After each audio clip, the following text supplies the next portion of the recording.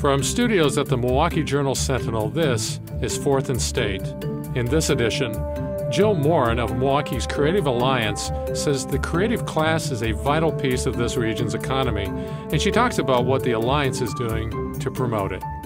I'm David Haynes. I'm editorial page editor of the Milwaukee Journal-Sentinel, and I'm joined today by Jill Morin, who's the co-chair of the Creative Alliance of Milwaukee. And you know, and study after study shows that creative industries in a region are very important for economic development. In a study last year, the Creative Alliance found that actually Milwaukee does pretty well in that score, right, Jill? Yes, they do very well. What did the study show? Essentially, the studies show that the creative industries in our region account for about $2 billion in wages, 4,100 organizations and businesses, about 67,000 workers. 67,000. I was struck by that. Now, 67. Who do you include among sort of creative industries? Well, in creative industries, the snapshot of Milwaukee's creative industries are roughly three segments. Design at about 46% is the largest segment. So in terms of design, you're talking built design, so architects, interior designers, landscape. Then you have communications, so marketing, graphic designers and the like, and then product and industrial design. Brooks Stevens, the father of industrial design, born and raised here, so that makes a lot of sense. The next largest segment is film and media, so publishing, broadcast, photography, film producers and the like. And then the third segment are the more traditional arts and culture and individual artists, performing artists, craftsmen, that kind of thing. Okay, so make the case for why the creative industries are important. What's the sort of rationale there? And I should add that the Creative Alliance Milwaukee promotes that idea and looks for ways to sort of grow it. So. Yeah, we're really about linking, leveraging, growing, and promoting this really important industry.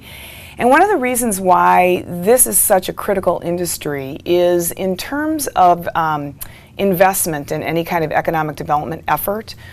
For every $1 you invest in economic development for this particular industry, you get $3 in return. So it's kind of the trifecta, if you will, of economic development efforts. And the reason is this. In and of itself, the creative industries is a real significant addition to our local economy. As I said, $2 billion in wages. The size, it's almost as large as the construction industry here in the region. It's something like 4% or so, right? It's about 4.2% of all of the jobs. And, it's, as I said, almost as large as construction, twice as large as the water industry, which we hear a lot about these days, more than 3 times as large as the food and beverage industry in Milwaukee. So it's significant in and of itself.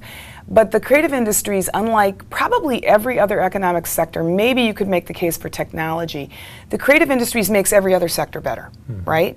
Marketing, advertising, and the like, the creative industries can make manufacturing sector better, more differentiated, more competitive.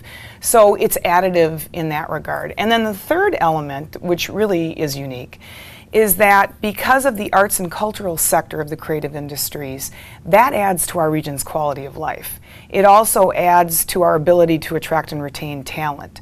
So in that regard, it really is this trifecta. In and of itself, it's important. It adds to any other segment's ability to compete. And the arts and cultural segment, you know, lends itself and adds to the Milwaukee quality of life that really differentiates us from other places our size. Talk about something that you're about to launch, which is the Creative Milwaukee Tours that you would do in conjunction with some of the companies in town. What's the idea there, and how's that going to work? Well, when we did our study that led to the development of Creative Alliance Milwaukee, we heard again and again from creative business owners that one of their top problems or challenges is attracting and retaining creative talent. Many of these companies recruit from all over the country, some all over the world, and Milwaukee isn't necessarily seen as a hotbed of creativity. There's an image problem, we all know about that. And so how do you help them to attract and retain creative talent? We looked at ourselves and said, well, one of the ways that we could do that is with what we're calling Creative Milwaukee on Tour. And we've just done a pilot program with GE, and we're now doing another pilot with Kohl's coming up in a few weeks. And essentially what that is if a company has creative talent that they're either trying to recruit, or in the case of Kohl's, we're actually taking a number of their existing creatives on tour. We show them all of the creative amenities that Milwaukee has to offer in a very unique way that's customized for them. So we do a survey, we do focus groups with them, we customize a tour, and then we take them to different places in Milwaukee that they're particularly interested in. And we not only show them, for instance, the art museum, right? But we introduce them to people there, the executive directors, the presidents. So now they are starting to form relationships. And connections. Exactly. Sure. And so we're finding that this really helps the stickiness factor. It helps creatives who perhaps work out in Menominee Falls or Waukesha who have never been to downtown Milwaukee or don't get down here very frequently. It gives them an opportunity to not only see everything that Milwaukee has to offer, but to meet some people in that creative space as well, build relationships so they're more apt to want to come here, stay here. Tell me the anecdote about the GE Healthcare executive who came here, and it's like he felt like he hadn't really seen Milwaukee. I think that's how this got started. This is Bob Schwartz, who's the head of global design at GE Healthcare. And GE had recruited Bob for a couple of years. And as Bob tells the story, and he tells it much better than I do, but he flew in, and the folks over at GE put him up in a hotel out in Waukesha, and he called his wife.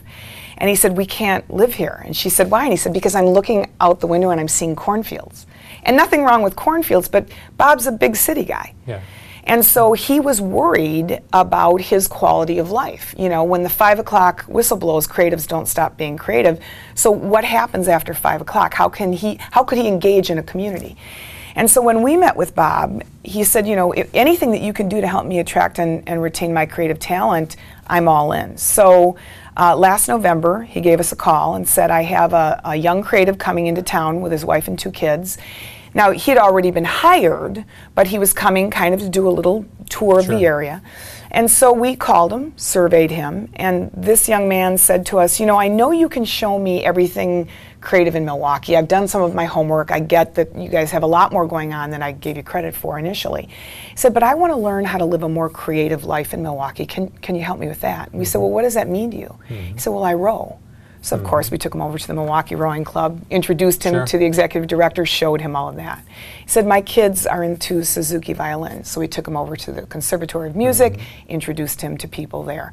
So we had an entire day with him where we took him around, he, his wife, and 2 kids. And after the day, we went back and surveyed he and his wife. And the survey results couldn't have been better if we filled them out ourselves. He just said not only was he excited by what he saw here, but he also felt as if he were already starting to be connected with the community, which again, for attracting and retaining talent is critical to business. And you might think, well, why wouldn't they do that themselves? But if you're out in Waukesha County or at Coles, which is a ways out too, and nothing wrong with that, but it is, maybe they need a little nudge. So exactly. Not a bad idea. Yeah, and you know, these folks are working very hard. You know, they get here, they're new, they want to make a good impression.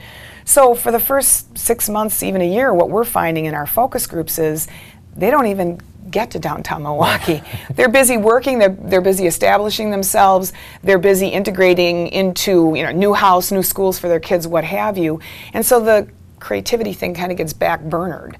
And so one of the things we're trying to do is make sure that creative flame is burning brightly from the time that they set foot here and for the rest of their careers. We try to make sure that they want to live, work, play, and learn here as long as possible. Now you've got another big project that is about to get started, the Creative Hub, which would be in the old Eisner Museum in the 3rd Ward.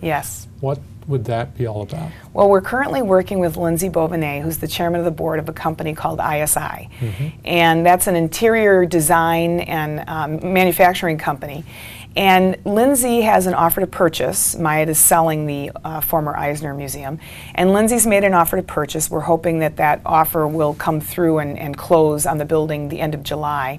And he came to us because while he'd like to move his headquarters into the Eisner building, take 2 floors, while he'd also like to create an urban B&B on the top floor, so when he brings in clients, they have a nice place to stay. The bottom 2 floors, he's looking to create a creative incubator. It's something that for the last 30 years of his life, he's been wanting to bring to Milwaukee. It's his legacy project. He said, you know, I'm 60 years old, the next 20 years of my life will be dedicated to this project. And we had a similar idea back last summer when we did a project that we called Creativity Works here at the Plankinton Mall. Right. And working with the Grand Avenue folks, we helped to hold a series of open houses that brought creatives to the Plankinton Mall, and now that space is almost fully leased. We said, well, if we could do that there, where else could we do it? And we're also looking for a home for Creative Alliance Milwaukee ourselves. Is the idea to spin off companies out of these ideas? Exactly. Okay. So if I'm a young architect, I'm working for a firm and I want to hang out my own shingle, but maybe I don't know how to write a business plan or how to start my own business or what have you, this could be a place that that person could incubate his or her new business, and CAM would provide the support services, marketing, advertising, business planning, accounting services, and the like. We're in the process right now of working with our members and the creative community to identify not only potential tenants, but also what are the potential services that those potential tenants would want in an incubator. And this is not an arts complex necessarily. It's a multidisciplinary creative incubator. So you could have a visual artist next to an architect, next to a graphic designer, next to a web designer kind of thing. So that's what we're in the process of working out the details. And hopefully, very shortly, we could find ourselves with a new creative hub in Milwaukee. Well, good luck with that. Thank you. And what's your website? Our website is Creative Alliance Milwaukee. And so if you just Google Creative Alliance Milwaukee, you'll get us and see all of the offerings that we provide. So you can look there for more information. And the Creative Alliance is going to have a summit on September 21st. That's correct. Correct? So we'll look forward to that. Thanks, Jill. Great, thank you. Appreciate it. And thanks for joining us on another edition of Fourth and State.